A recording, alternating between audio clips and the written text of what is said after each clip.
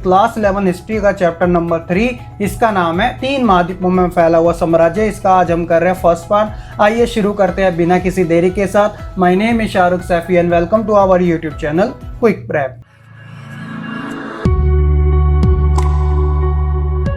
तो चलिए फिर अपना मेन पार्ट को हम शुरू करते हैं, जिसका नाम है 3 महाद्वीपों में फैला हुआ साम्राज्य, जिसका नाम है रोमन साम्राज्य। आप में से ऐसे बहुत बच्चे हैं जो अब जान चुके होंगे कि रोमन साम्राज्य कहां पर है। जी हाँ, यूरोप में ही।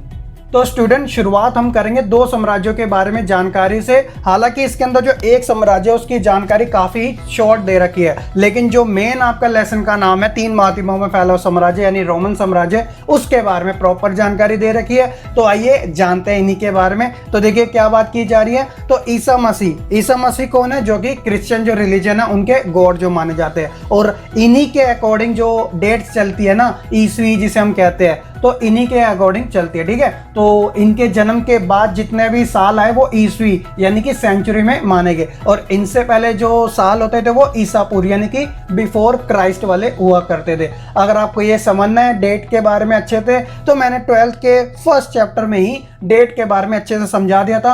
हालांकि 5 से 10 मिनट के बीच की वो स्टार्टिंग की वीडियो है, तो आप जरूर देख लीजिएगा अगर आपको डेट्स के बारे में जानकारी लेनी है कि ये BC और AD क्या होता है। ठीक है, तो देखिए ईसा मसीह के जन्म से लेकर 7वीं शताब्दी के पहले यानी कि 630 के दशक का जो टाइम पीरियड था, वह ज्यादातर यूरोप, उत्तरी अफ्रीका और मध्य पूर्व के विशाल क्षेत्र में 2 शक्तिशाली साम्राज्यों का यहाँ पर शासन हुआ करता था। मैंने आपको शुरुआत में बता दिया था। तो वो 2 साम्राज्य कौन कौन से थे? तो पहला था रोम साम्राज्य, जिसके बारे में ये पूरा चैप्टर आपका दे रखा है, और दूसरा था ईरान साम्राज्य। तो देखिए ईरान कहाँ पर है? ये आपका खाड़ी देश है, ये आप भी जानते हैं, इराक के बिल्कुल जस्ट बगल में ही है। तो रोम के ही ये उतना नजदीक है। ठीक है, तो अपने काल में यह आपस में एक दूसरे के काफी ज्यादा कॉम्पिटिटर हुआ करते थे, यानी कि प्रतिद्वंदी हुआ करते थे, जो कि हमेशा में लड़ते ही रहते थे। इनका कारण क्या था? क्योंकि ये दोनों साम्राज्य एक दूसरे के काफी नजदीक थे। अभी मैं आपको मैप में भी दिखा दूंगा। तो इनके जो बीच की सीमा थी ना, यानी एक तरीके से जो बॉर्डर था वह एक संकरी पट्टी थी, जिसके किनारे फरात नदी बहा करती थी। अब बात आती है फरात नदी की। तो मैंने आपको जब चैप्टर नंबर 2 पढ़ाया था, शहरी जीवन और लेखन कला, तो उसके अंदर मैंने आपको मेसोपोटामिया सभ्यता के बारे में बताया था, जिसके अंदर ये सभ्यता जो स्थित थी वो कहाँ पे थी? वह इराक की दजला और फरात नदी के बीच में ही स्थित थी। तो फरात नदी कहाँ पर है? इराक में, और ईरान उसके जस्ट साइड में ही है। तो आपको ये जानकारी अच्छे से याद जरूर रखनी है। तो इस प्रकार यूरोप और अफ्रीका के जो कॉन्टिनेंट थे ना, यानी महाद्वीप थे, वह एक समुद्र के द्वारा एक दूसरे को अलग किया करते थे, जो कि पश्चिम में स्पेन से पूर्व में सीरिया तक फैला हुआ था। तो ये चीज आपको अच्छे से समझ आई? बिल्कुल ठीक है। अब मैं आपको एक मैप के थ्रू समझा देता हूँ और आगे क्या जानकारी दी जा रही है उसके बारे में बता देता हूँ। तो देखिए बच्चों, ये जो समुद्र था उसे भूमध्य सागर कहा जाता था, और ये जो भूमध्य सागर था ये रोमन साम्राज्य का हृदय यानी कि दिल हुआ करता था। तो यहाँ आप अपनी स्क्रीन पर मैप देख सकते हैं। ये देखिए, ये जो भूमध्य सागर जा रहा है, बिल्कुल तो यही है आपका, जिसे रोमन साम्राज्य में इसका हृदय यानी कि दिल कहा गया था। तो देखिए रोम का भूमध्य सागर और उत्तरी तथा दक्षिण की दिशाओं में सागर के आसपास जितने भी जो प्रदेश थे ना, रोम का उसके ऊपर क्या था? एक तरीके से प्रभुत्व था यानी शासन था। ठीक है, अगर उत्तरी दिशा में साम्राज्य के सीमा के निर्धारण की बात की जाए, तो सीमा का जो निर्धारण था वो 2 महान नदियों के द्वारा हुआ था। यहाँ आप देख सकते हैं, ये पहली नदी का नाम है राइन नदी और दूसरी नदी का नाम है डैन्यूब नदी। तो आपको ये चीजें जरूर याद रखनी है। और दक्षिणी सीमा की अगर बात की जाए यानी नीचे साइड, तो यहाँ आप देखेंगे रेगिस्तान के बारे में। अब वो कौन सा रेगिस्तान है? सहारा रेगिस्तान है। ठीक है ना, तो सहारा रेगिस्तान के बारे में बच्चों आप जानते होंगे। तो जो ये सहारा मरुस्थल है वो क्या है? काफी गर्म है, यानी काफी हॉटेस्ट डेजर्ट माना जाता है। ठीक है ना। और वहीं दूसरी तरफ अगर हम ईरान की बात की जाए, तो देखिए ईरान में क्या है कि कैस्पियन सागर के दक्षिण से पूर्व अरब तक ये पूरा इलाका, और साथ ही कभी कभी अफगानिस्तान के कुछ हिस्सों तक ईरान के ही नियंत्रण में हुआ करता था। और इन क्षेत्रों पर नियंत्रण जमाए 2 साम्राज्य, रोम और ईरान, को चीनी लोग क्या कहते थे? ताचीन कहा करते थे। 1 नंबर में आपसे पूछ लिया जाएगा, आपको इनका नाम याद रखना है कि चीनी लोग इनको किस नाम से पुकारा करते थे? ता चीन के नाम से। तो बच्चों ये तो था आपका 3 महाद्वीपों में फैला हुआ साम्राज्य जिसका नाम था रोमन साम्राज्य, और थोड़ी बहुत जानकारी ईरान साम्राज्य के बारे में। तो एक तरीके से हमने मैप के अकॉर्डिंग उसके बारे में जाना कि ये जो रोमन साम्राज्य था वो कहाँ तक फैला हुआ था और इसके अंदर क्या खास बातें थी। चलिए अब हम जानते हैं रोमन साम्राज्य के शुरुआती दौर के बारे में कि ये किस प्रकार का हुआ करता था। तो यहाँ बच्चों आप देख सकते हैं अपनी स्क्रीन पर रोमन साम्राज्य का शुरुआती काल। तो देखिए बच्चों यहाँ पर मैं आपको एक चीज बता दूं, जो रोमन साम्राज्य था वह मुख्यतः 2 चरणों में बटा हुआ था। पहला जो था वो पूर्ववर्ती काल था और दूसरा जिसे परिवर्ती काल के नाम से जाना जाता था। अब बात आती है पूर्ववर्ती काल के बारे में। देखिए ये जो लेसन है ना, जो ज्यादातर जो इसके अंदर पार्ट दे रखा है वो पूर्ववर्ती काल का दे रखा है, ठीक है, और जो थोड़ा सा पार्ट दे रखा है वो परिवर्ती काल का। तो सबसे पहले हम पूर्ववर्ती काल के बारे में सारी जानकारी लेंगे और पूरी तरीके से जो हमारा पार्ट 1 है वो इसी के ऊपर डिपेंड करता है। तो देखिए दोनों के काल का समय तीसरी शताब्दी के बीच में आता है, यानी 3rd सेंचुरी के अंदर। और तीसरी शताब्दी का जो भाग था ना वह पूर्ववर्ती साम्राज्य का काल माना जाता है। तो एक तरीके से जो हमारी 3rd सेंचुरी थी वो पूरी तरीके से डेडिकेटेड थी कौन से काल के लिए? पूर्ववर्ती काल के लिए। और उसके बाद जो सेंचुरी है यानी कि यूं कहा जाए 4थी सेंचुरी, तो उसका जो काल था वह परिवर्ती काल माना जाता है। तो आई होप कि आपको ये छोटी सी इंफॉर्मेशन तो पता ही चल चुकी होगी। अब आगे हम जानते हैं रोमन साम्राज्य के बारे में कि ऐसे कौन से रिसोर्सेज है जिनके बारे में हमें रोमन साम्राज्य की जानकारी प्राप्त होती है, या यूं कहा जाए इतिहासकारों के द्वारा रोमन साम्राज्य के जानकारी के मुख्य स्रोत कौन कौन से थे। तो सबसे पहला है पाठ्य सामग्री। तो देखिए पाठ्य सामग्री में व्यक्तियों के द्वारा लिखा गया उस समय का इतिहास, पत्र, व्याख्यान, प्रवचन, कानून इत्यादि सभी शामिल होते थे। और व्यक्तियों के द्वारा लिखे गए इतिहास को वृत्तांत कहा जाता था। तो वृत्तांत क्या होता है? एक तरीके से जब कोई यात्री जो होते हैं किसी देश में जाते हैं तो उसके बारे में वह जानकारी इकट्ठा करते हैं। तो इतिहासकार इन्हीं वृत्तांतों को पढ़ के हमारे सामने उस समय के बारे में जानकारी प्रदान करते हैं, ठीक है। तो आई होप कि आप इस चीज के बारे में समझ चुके हैं। दूसरा है प्रलेख, जिसे दस्तावेज भी कहा जाता है इंग्लिश में बात की जाए तो डॉक्यूमेंट्स। तो देखिए जानकारी के स्रोत में जो ये दस्तावेज थे तो इसमें मुख्य रूप से उत्कीर्ण अभिलेख, अभिलेख क्या होते हैं? इंस्क्रिप्शन, जो कि हार्ड होते हैं यानी खुदरे होते हैं। पेपायरस, पेपायरस यानी कि जो कि एक तरीके से मोटा कागज होता है, और पत्ते आदि पे लिखी हुई पांडुलिपियां इसके अंदर शामिल है। तो पांडुलिपियां क्या होती है? जो कि हाथ से लिखी जाती है। और अभिलेखों के बारे में खास जानकारी ये है कि ये पत्थर की शिलाओं पर खोजे जाते थे, तो इसलिए एक प्रकार से ये नष्ट होते ही नहीं थे, क्योंकि ये एक तो ये मिटते नहीं थे, ऊपर से काफी हार्ड होते थे। तो इस प्रकार ये जो ज्यादातर अभिलेख मिले थे ना वह यूनानी और लातिनी भाषा में ही पाए गए थे, जिनकी जानकारी इतिहासकारों को रोमन साम्राज्य के बारे में ज्यादा जानकारी प्रदान करती है। और तीसरा है वो है भौतिक अवशेष। तो भौतिक अवशेष यानी कि फिजिकल एविडेंस। तो देखिए इसमें अनेक प्रकार की वस्तुएं शामिल थी।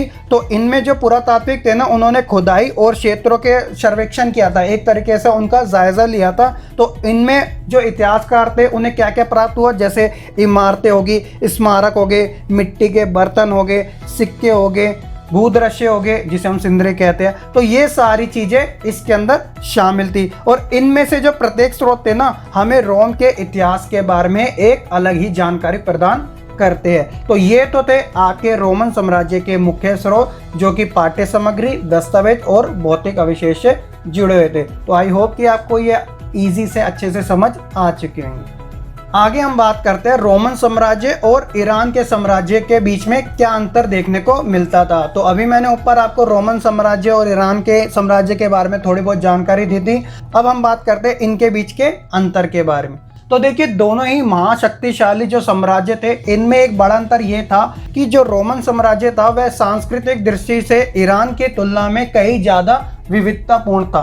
तो एक प्रकार से विविधता आप समझते हो ना, जिसके अंदर अलग अलग जाति के, धर्म के लोग रहते हैं, लेकिन उनके बीच अपने देश के लिए एक समानता देखने को मिलती है, एक यूनिटी देखने को मिलती है, ठीक है। तो ईरान की तुलना में जो रोमन साम्राज्य था वो ज्यादा अच्छा था। और इस अवधि में पार्थियाई और बाद में सासानी, ये क्या थे? दोनों राजवंश। इन्होंने क्या किया था? ईरान पर शासन किया था। और जिन लोगों पर शासन हुआ था वह अधिकतर क्या कहलाते थे? ईरानी ही कहलाते थे।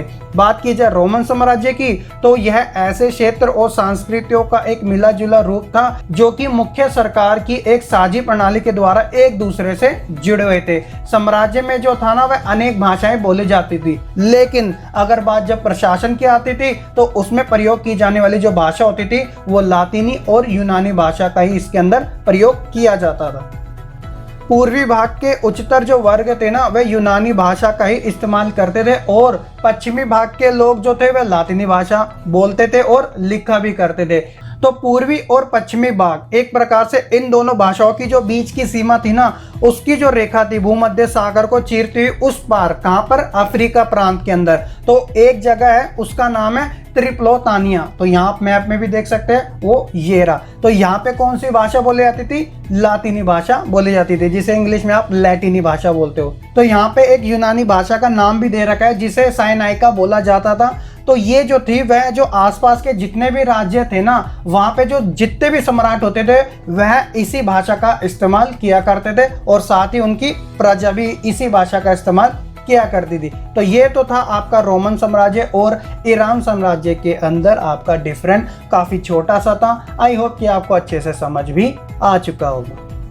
आगे हम बात करते हैं रोमन साम्राज्य के संदर्भ में प्रिंसिपेट। अब आप बच्चों के माइंड में आएगा कि ये प्रिंसिपेट क्या होता है। तो देखिए, प्रिंसिपेट का मतलब होता है एक तरीके से जो मेन पर्सन हो, यानी कि मुख्य नागरिक। ठीक है, तो देखिए इसमें क्या बात की जा रही है। तो प्रथम सम्राट, अभी यहाँ पर आया सम्राट का नाम। अभी मैं आपको बताऊंगा सम्राट कौन होते थे और आगे भी आपको 2-3 चीजें जानने को मिलेगी। ठीक है, तो अभी के लिए जो प्रथम सम्राट थे जिनका नाम था ऑगस्टस, यहाँ पर आप उनकी एक मूर्ति भी देख सकते हैं। तो इन्होंने 27 ईसा पूर्व में जो राज्य स्थापित किए थे ना, उसे प्रिंसिपेट का नाम ही दिया था। अगस्टस जो थे वह एक छत्र शासक थे और सत्ता का ये वार्षिक स्रोत माने जाते थे और इस कल्पना को जीवित रखा जाता था कि ये जो थे वह एक प्रकार से प्रमुख नागरिक है, ना कि निरकुंज शासक, क्योंकि इनके खिलाफ जो लोग यानी कि जो प्रजा मानती थी ये एक प्रकार से तानाशाह है, यानी कि निरकुंज शासक है। लेकिन अगस्टस जो थे उन्होंने इस बात का लोगों को एहसास दिलाया कि जो प्रिंसिपेट होता है वह एक मुख्य नागरिक होता है, वह निरकुंज नहीं होता। तो ये सब चीजें सेनेट को सम्मान देने के लिए की जाती थी। अब बात आती है कि ये सेनेट क्या होता है। तो देखिए, सेनेट भी ना एक प्रकार की संस्था थी रोमन साम्राज्य के अंदर। देखिए, जब रोमन साम्राज्य गणतंत्र था, यानी एक प्रकार से लिबरल ही था, आजाद ही था, तो सत्ता पे उस समय जो नियंत्रण होता था वह सेनेट का ही हुआ करता था। तो रोम में सेनेट नाम की संस्था का अस्तित्व जो था वो कई शताब्दियों तक भी बना रहा था और सेनेट संस्था में कुलीन और अभिजात वर्ग, यानी कि ये वो वर्ग थे जो कि रोम में काफी धनी परिवार का प्रतिनिधित्व यानी कि रिप्रेजेंट किया करते थे। तो आई होप कि आपको प्रिंसिपेट और सेनेट के बारे में अच्छे से पता चल चुका होगा। तो ये तो था आपका रोमन साम्राज्य के संदर्भ में प्रिंसिपेट, लेकिन अभी ये यहाँ पे खत्म नहीं हुआ। अभी इसके बारे में थोड़ी और जानकारी है, उसके बारे में भी हम जल्दी से जान लेते हैं। अब क्या हुआ, जब सीनेट ने इतने समय तक यहाँ पे अपना शासन जमाए रखा, कहाँ पे, रोमन साम्राज्य में, तो इसके बाद इतावली मूल के जमींदार, अब आते जमींदार कौन से, इतावली मूल के, तो वहां की ही जाति होगी, तो इनको भी इसमें शामिल कर लिया गया। तो रोम के इतिहास की जो अधिकांश पुस्तकें थी ना, जो आज यूनानी और लातीनी भाषा में ज्यादातर लिखी जाती है, वह इन्हीं लोगों के द्वारा लिखी गई थी। और इस पुस्तकों में सम्राट की जो परख होती थी वह इस बात से की जाती थी कि वह सेनेट के प्रति किस प्रकार का बिहेवियर यानी कि व्यवहार रखते हैं। सेनेट के सदस्य के प्रति जो सम्राट शक्ति नजरों से या फिर हिंसा से या फिर शत्रुतापूर्ण व्यवहार रखते थे, उन्हें सबसे ज्यादा बुरा माना जाता था। तो एक प्रकार से सम्राट को सेनेट के नीचे रहना पड़ता था, क्योंकि अगर वह उनका बुरा सोचेंगे तो वह समाज में सबसे बुरे माने जाएंगे। कौन? सम्राट। तो आई होप कि आपको ये चीजें अच्छे से अब समझ आ चुकी होगी। अभी मैं आपको तीनों के बारे में अलग अलग तरीके से ही बता देता हूँ ताकि आपके माइंड में फिट हो जाए। और ये जो अगला जो आपका टॉपिक आएगा वो एज इट इज एग्जाम में पूछ लिया जाता है। आइए जान लेते हैं उनके बारे में भी। तो बच्चों देखिए, जो हमारा चैप्टर नंबर 3 है, 3 महाद्वीपों में फैला साम्राज्य, रोमन साम्राज्य, तो इसका जो राजनीतिक इतिहास था ना, इसके अंदर 3 मुख्य खिलाड़ी थे। अब बात आती है कि ये कौन कौन थे। तो अभी हमने जो पहले ऊपर पढ़ा ना, उसी के अंदर तीनों का जिक्र था। आइए जानते हैं। तो सबसे पहले मैं आपको बताता हूँ सम्राट के बारे में। तो देखिए, सम्राट जो था, अभी मैंने आपको बताया था, साम्राज्य का एक छत्र शासक ही था और उसे प्रमुख नागरिक माना जाता था, ना कि निरंकुश शासक। और ऐसा एहसास किसने दिलाया था? अगस्टस ने, जिन्होंने 27 ईसा पूर्व में क्या किया था? वहां पे प्रिंसिपेट राज्य की स्थापना की थी। ठीक है, ऐसा ही अभिजात वर्ग अर्थात सेनेट के प्रति सम्मान करने के लिए किया जाता था। उद्देश्य यह था कि सम्राटों को निरंकुश ना समझा जाए। अब बात आती है दूसरे अभिजात वर्ग की। तो अभिजात वर्ग के बारे में मैंने आपको अभी बताया था, एक प्रकार से सेनेट ही था। इसके अंदर कुलीन और धनी परिवार के सदस्य शामिल हुआ करते थे। और जब रोमन साम्राज्य गणतंत्र था, एक प्रकार से लिबरल था, तब इसी वर्ग के हाथ में सत्ता हुआ करती थी। अब इन दोनों के अलावा यानी सम्राट और अभिजात वर्ग के अलावा एक और संस्था थी जो कि सेना हुआ करती थी। तो देखिए, सम्राट और सेनेट के बाद जो तीसरा स्थान था ना, वह सेना का हुआ करता था। और यह सेना कोई मामूली सेना नहीं थी, यह एक व्यावसायिक सेना होती थी और इसमें प्रत्येक सैनिकों को वेतन भी दिया जाता था। तो इसके अंदर जो भी सैनिक होते थे ना, उन्हें कम से कम 25 वर्षों तक अपनी सेवा देनी पड़ती थी। तो ये था राजनीतिक इतिहास के 3 मुख्य खिलाड़ी, सम्राट, अभिजात वर्ग यानी सेनेट और सेना। तो आई होप कि आपको ये काफी इजी सा अच्छे से समझ आ चुका होगा।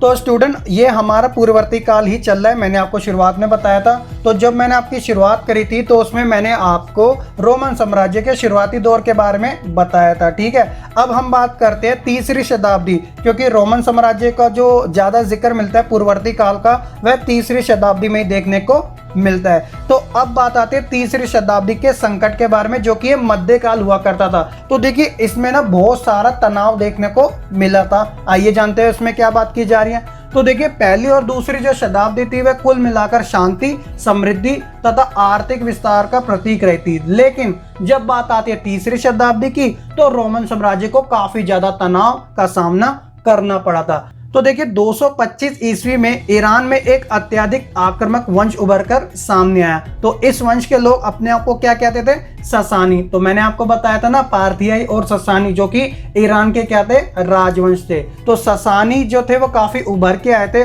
और मात्र 15 वर्षों के अंदर ही ये जो वंश था वो फरात नदी कहाँ पर है? आपकी इराक में। मैंने आपको पहले बताया था। तो क्या था कि केवल 15 वर्षों के अंदर ही ये वंश फरात नदी की दिशा में पूरी तरीके से फैल गया। और एक प्रसिद्ध शिलालेख से तो यह जानकारी पता लगती है कि इस वंश के जो शासक थे, नाम याद रखिएगा, शापुर प्रथम, इन्होंने क्या किया था? 60,000 रोमन सैनिकों का सफाया कर दिया था, एक प्रकार से खत्म कर दिया था। और शापुर ने रोमन साम्राज्य की जो पूर्वी राजधानी थी ना, उसका नाम था एंटियोक, उसके ऊपर भी अपना राइट्स कर लिया। क्योंकि क्या होता है, जब हम किसी को हराते हैं तो एक प्रकार से उनका क्षेत्र भी ले लेते हैं, उसकी राजधानी भी ले लेते हैं, साथ ही उनके सैनिकों को भी लेके अपना गुलाम बना लेते हैं। क्योंकि इतिहास में जितनी भी जंगें हुई है ना, उनका सारा का सारा जो कॉन्क्लूजन है वो कुछ इसी प्रकार का होता था। तो कुछ इस प्रकार का संकट तीसरी शताब्दी में रोमन साम्राज्य में फैल रहा था। लेकिन अभी ये यहीं पे नहीं रुका था। इसके बाद भी जैसे कि जर्मन मूल की कई जनजातियां थी, जिन्होंने राइन नदी और डैन्यूब नदी की सीमाओं की ओर बढ़ना काफी ज्यादा आरंभ कर दिया। और 233 से लेकर 280 ईस्वी के दौरान काला सागर से लेकर आल्प्स और दक्षिणी जर्मनी तक फैले प्रांत जो थे ना, पूरी सीमा पर बार बार आक्रमण इनके ऊपर होते ही रहे। तो इस काल में रोमन सम्राटों ने ऐसे लोगों के साथ भी युद्ध करने पड़े जिन्हें वह विदेशी बर्बर कहा करते थे। बर्बर एक प्रकार से घुमक्कड़ ही होते हैं, ठीक है, जो एक स्थान पे नहीं टिकते। तो तीसरी शताब्दी में थोड़े थोड़े अंतर में, यानी काफी छोटे गैप में, अनेकों सम्राट क्या हुए? सत्ताहीन हुए। यहाँ पे उदाहरण भी दे रखा है कि 47 वर्षों के अंदर 15 सम्राट क्या हो गए? गद्दी पे हट गए। तो आप समझ सकते हो तीसरी शताब्दी के संकट के बारे में, जो कि एक तरीके से मिड टाइम पीरियड था। तो क्लास 11 स्टूडेंट, ये था आपका रोमन साम्राज्य, जो कि 3 महाद्वीपों में फैला हुआ था। तो ये तो था आपका इस लेसन का फर्स्ट पार्ट। आई होप कि आपको अच्छे से समझ आ चुका होगा। अगर आपको कोई डाउट है तो आप कमेंट करके हमें जरूर बता सकते हैं। साथ ही अगर आपको ये वीडियो पसंद नहीं हो तो लाइक करना ना भूलेगा और शेयर जरूर कर दीजिएगा अपने फ्रेंड्स के साथ।